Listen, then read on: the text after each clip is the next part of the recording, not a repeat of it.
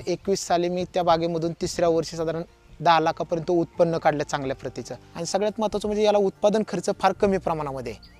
म्हणजे बाकीचं तुम्ही द्राक्ष आंबा वगैरे असेल याला फळ उत्पादन खर्च मोठ्या प्रमाणामध्ये आहे। अंजीर हे एकमेव पीक असं राहतं की ते जो एकदा चालू झालं तर तो चालतो 4.5 ते 5 महिने डेली प्लॉट चालतो। फ्रेश अंजिराला सगळ्यात कमी रेट जरी म्हटला बाजारभाव तरी 50 रुपये किलोवरती येतोय। जसं मॅच्युअर मदर प्लांट वगैरे तयार झाला चांगल्या 5 वर्षाचं झाड जर कंप्लीट झालं तर ते 150 किलोपर्यंत ॲव्हरेज देऊन जातं पर झाडाप्रमाणे। नमस्कार, मी अभिजित गोपाळ लवांडे, राहणार सिंगापूर, तालुका पुरंदर, जिल्हा पुणे। आता माझ्याकडे पूर्वीपासूनची आमच्याकडे तिसरी पिढी ही अंजिरामध्ये काम करते।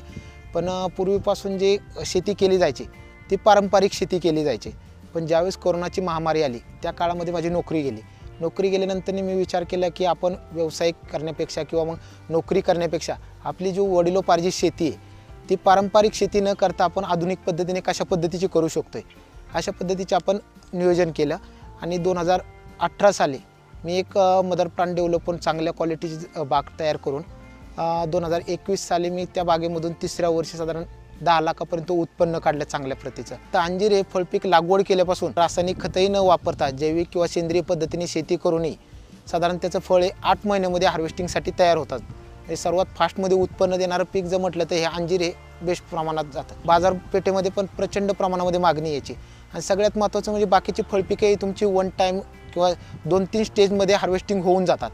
पण अंजीर हे एकमेव पीक असं राहतं की ते जो एकदा चालू झालं तर तो चालतो 4.5 ते 5 महिने डेली प्लॉट चालतो। त्यामुळे शेतकऱ्यांना पण साहजिकच बाजाराचा ॲव्हरेज रेट जो राहतो तो चांगल्या पद्धतीचा मिळून जातो। 2 वर्षापासून आपल्याला GI मानांकनही भेटलेले आहे। आता पुरंदरच्या अंजिराची खास वैशिष्ट्य म्हटलं तर फळ सगळ्यात चवीला जास्त प्रमाणामध्ये, साईजला सगळ्यात चांगल्या पद्धतीमध्ये आणि फळांची टिकवण क्षमता जास्त असल्यामुळे त्याला आता GI मानांकन पण चांगल्या पद्धतीचं भेटलेले आहे।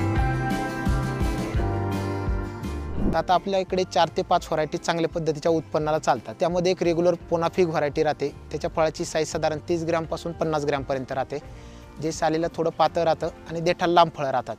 त्यानंतर दुसरी व्हरायटी एक राहते ते फुले राजेवाडी व्हरायटी राहते, ज्याची साईज साधारण 50 ग्रॅमपासून 110 ग्रॅमपर्यंत राहते, जे सालीला जाड आहे, देठाबरोबर फळ फुगलेलं राहतं, कलर वगैरे चांगल्या पद्धतीचा येत असल्यामुळे त्याला लोकल मार्केटपासून ते सुपर मार्केटपर्यंत मागणी प्रचंड प्रमाणामध्ये। त्यानंतर तिसरी एक दिनकर व्हरायटी म्हणून चालते। तर दिनकर व्हरायटीचं फक्त फळ हे 12 ते 15 तासापर्यंत टिकलं जातं, त्यामुळे ती एक व्हरायटी चांगल्या पद्धतीची उत्पन्नाला चालते। त्याच्या फळाची साईज साधारण 50 ग्रॅमपासून 110 ग्रॅमपर्यंत राहते। त्यानंतर आता चौथ्या नवीन व्हरायटी जे आलेले आहेत, एक मिनी जम्बो आणि सुपर जम्बो, याची साईज साधारण तुम्हाला 80 ग्रॅमपासून ते 250 ग्रॅमपर्यंत भेटली जाते। ह्या पण उत्पन्नासाठी सध्या बेस्ट व्हरायटी चालतात। पावसाळ्यामध्ये व्हरायटी जी पकडायला सांगतो शेतकऱ्यांना ते पोनाफिग व्हरायटी पकडायला सांगतो। त्यानंतर जी हिवाळ्यामध्ये व्हरायटी जाते त्या व्हरायटीला आपण फुले राजेवाडी व्हरायटी द्यायला सांगतो। आणि त्यानंतर तुम्ही उन्हाळ्यासाठी जर पकडत असाल तर आपण जम्बो व्हरायटी सजेस्ट करायला सांगतो, जेणेकरून या तिन्हीची सायकल तुमची 365 दिवस आरामात चालू शकते। प्राथमिक स्वरूपात जर याचं कीड नियंत्रण जर लक्षात घ्यायचं झालं तर याला खोडाला एक खोडकिडा म्हणून लागतो। त्यानंतर आता जो डाळिंबाचा पिनहोल बोररचा त्रास होता तो पण थोड्याफार प्रमाणामध्ये शेतकऱ्यांच्या प्लॉटवरती दिसायला लागलेला आहे। त्यानंतर तिसरा जो राहतो तो लाल कोळी राहतो आणि चौथा जो राहतो प्रकार किडीचा तो थ्रिप्स वगैरे राहतो। हे 4 प्रकार जर सोडले तर किडीमध्ये याला दुसरे कोणतेही स्प्रे घ्यावे लागत नाही। त्यानंतर याच्यावरती दुसरे जर रोग म्हटले तर त्या रोगाचा प्रादुर्भाव केव्हा होतो, तुमचं ज्यावेळेस 25 डिग्रीच्या सेल्सिअसच्या आतमध्ये तापमान येतं किंवा तुमचं ढगाळ वातावरण होईल किंवा मग धुई वगैरे पडेल त्या काळामध्ये तुमचं रोगाचं प्रमाण जास्त प्रमाणात राहतं। नाहीतर तुमचं जर उष्ण कोरडं वातावरण जर असेल, अगदी म्हणजे मिठाबार जो आपण म्हणतो, त्या काळामध्ये तुम्ही अगदी 1-1.5 महिन्यानंतर स्प्रे जरी घेतले तरी चालू शकतात। त्याला कीड नियंत्रणाचे रोग जर सोडले तर याला दुसरा एकच फक्त बुरशीजन्य रोग राहतो, तांबेरा। तेवढ्या एकाच रोगासाठी आपल्याला एक प्रिव्हेंटिव्हमध्ये आपण बुरशीनाशकाचे वगैरे स्प्रे करायला सांगतो। ते साधारण एक 14-15 दिवसांनी आपण शेतकऱ्यांना स्प्रे करायला सांगतो। अंजीर शेतीसाठी जी जमीन लागते ते पूर्णपणे पाण्याचा निचरा होणारी जमीन लागते। आता बऱ्याच भागामध्ये मराठवाडा वगैरे तिकडच्या काळ्या मातीचे जास्त प्रमाण आहे, तर मग त्या शेतकऱ्यांना आपण पूर्णपणे बेडवरती लागवड करायला सांगतो। शक्यतो आपण पाण्याचा प्रॉपर निचरा होणारी शेतजमीन निवडायला सांगतो। आणि प्रॉपर निचरा होत जर नसेल एखाद्या शेतकऱ्याची आणि त्यांची जर अंजीर लागवड करायची इच्छा जर असेल तर आपण त्या शेतकऱ्याला पूर्णपणे बेडवरती लागवड करायला सांगतो, जेणेकरून बेडवरचा पूर्ण निचरा तुमचा मधल्या स्पेसमध्ये होईल। काळी जमीन जर असेल त्याला साधारण तुमचं 8 ते 10 दिवसांनी पाणी लागतं। मध्यम प्रकारची जमीन जर असेल तर त्याला 5-6 दिवसांनी लागतं आणि पूर्ण हलक्या स्वरूपाची जर जमीन असेल तर त्याला 3ऱ्या-4थ्या दिवशी पाणी लागतं। तुम्ही आता इस्रायल पद्धत वगैरे जे अवलंब करता तर ती अंजिरामध्ये आपण अवलंब करायला सांगत नाही, कारण याला तुमचं नैसर्गिक व्हेंटिलेशन जेवढं काम करतं तेवढं तुमची औषधं पण काम करत नाही. त्यामुळे आपल्याला याचं स्पेसिफिक डिस्टन्स जे लागतं ते 15 फूट बाय 15 फूट हे आपण अंतर ठेवतो. त्याच्या पुढे सांगतो पण त्याच्या आतमध्ये सांगत नाही, जेणेकरून आपलं व्हेंटिलेशन चांगल्या पद्धतीचं होऊन झाडे निरोगी कशा पद्धतीचे राहतील याच्याकडे लक्ष जास्त केंद्रित करतो. तो मुरमाड जमीन असेल कठीण खडकाची तर आपण एक 4x4च्या अगोदर JCBने खड्डे घ्यायला सांगतो. त्यामध्ये पालापाचोळा असेल, तुमचं शेणखत असेल, सिंगल सुपर फॉस्फेट वगैरे असेल, ह्या गोष्टी आपण त्यामध्ये टाकायला सांगतो. त्यानंतर लागवड करायला सांगतो पूर्णपणे.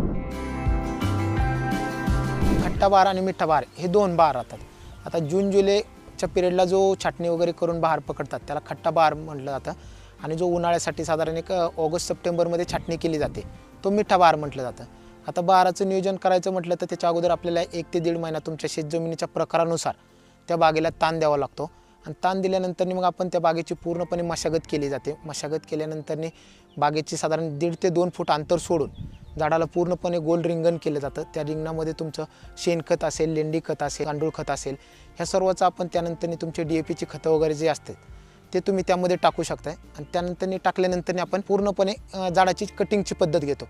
कटिंग घेतल्यानंतर आपण साधारण झाडाला एक 40%मध्येच कटिंग घेतो, जे आता बऱ्याच शेतकऱ्यांचं खरड छाटणीवरती जास्त प्रमाणात हे राहतं. तर आपण ते फोकस न करता आपण साधारण 30 ते 40% शेतकऱ्यांना कटिंग घ्यायला सांगतो. कटिंग केल्यानंतर आपण झाड फांद्या ज्या पद्धतीच्या राहतात त्या झाड फांद्यांना आपण साधारण बोर्डो मिश्रणची पेस्ट वगैरे लावतो. शेणखत, लेंडी खत असेल, गांडूळ खत असेल, त्यानंतर भूशक्ती, बूस्टर म्हणून हे ऑर्गॅनिकमधले 2-4 प्रकारची खतं भेटतात. त्यानंतर ग्रीन हार्वेस्ट वगैरे जे निंबोळी पेंड वगैरे राहतात ते ही खतं. त्यानंतर मायक्रोआयझा वगैरे आपण KSB वगैरे PSB ह्याच्या बॅक्टेरिया वगैरे पण सोडत राहतो कंटिन्यू.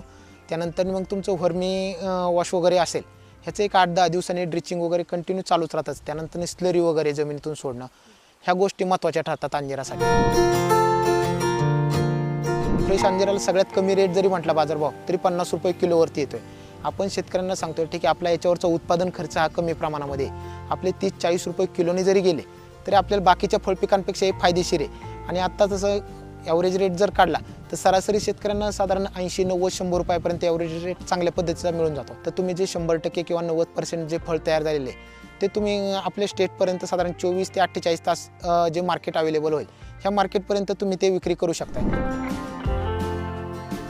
लागवड केल्यापासून अंजीर साधारण एक प्रॉपर नियोजन जर केलं तर 6 महिन्यामध्ये चालू होतात, आणि पहिल्या वर्षी कमीत कमी एक झाड 25 किलोपर्यंत ॲव्हरेज देतं. प्रॉपर तुम्ही नियोजन केल्यानंतर कमीत कमी 10 किलो, जास्तीत जास्त 25 किलोपर्यंत. पण तेच जर तुमचं मॅच्युअर मदर प्लांट वगैरे तयार झाला, चांगल्या 5 वर्षाचं झाड जर कंप्लीट झालं तर ते 150-150 किलोपर्यंत ॲव्हरेज देऊन जातं पर झाडाप्रमाणे. सगळ्यात महत्त्वाचं म्हणजे काय राहतं की याचा जो हार्वेस्टिंग पिरियड आहे हा फार मोठ्या प्रमाणामध्ये 4.5 ते 5 महिने डेली चालतात ते. आणि सगळ्यात महत्त्वाचं म्हणजे याला उत्पादन खर्च फार कमी प्रमाणामध्ये आहे. म्हणजे बाकीचं तुम्ही द्राक्ष, आंबा वगैरे असेल याला उत्पादन खर्च मोठ्या प्रमाणामध्ये आहे, उत्पादन खर्च कमी प्रमाणामध्ये आहे. साधारण एकरी खर्च जो होतो वार्षिक तुमचा मोठ्या प्रमाणामध्ये जरी हे असेल तरी एकरी साधारण 1 ते 1.5 लाखापर्यंत खर्च होतो तुमचा. आता आपल्याकडे असं राहतं की आपल्याकडे मदर प्लांट अशा क्वालिटीचे आपण तयार केलेले आहेत. 100 झाडांचं आपलं 3ऱ्या वर्षापासून रेकॉर्ड राहतं 10 लाख रुपये प्लस 92 झाडांमध्ये. म्हणजे झाडांची लोकांना अजून शेतकऱ्यांना क्षमताच माहिती नाही की हे उत्पन्न किती देऊ शकते ते. 1 एकरापासून लागवड करा, तुमचं मार्केटचे तुम्हाला 6-7 महिन्यामध्ये रिझल्ट भेटून जातात. त्यानंतर मग नेक्स्ट इयरपासून तुम्हाला जर वाटलं तर ॲव्हरेज नक्कीच वाढवा तुम्ही.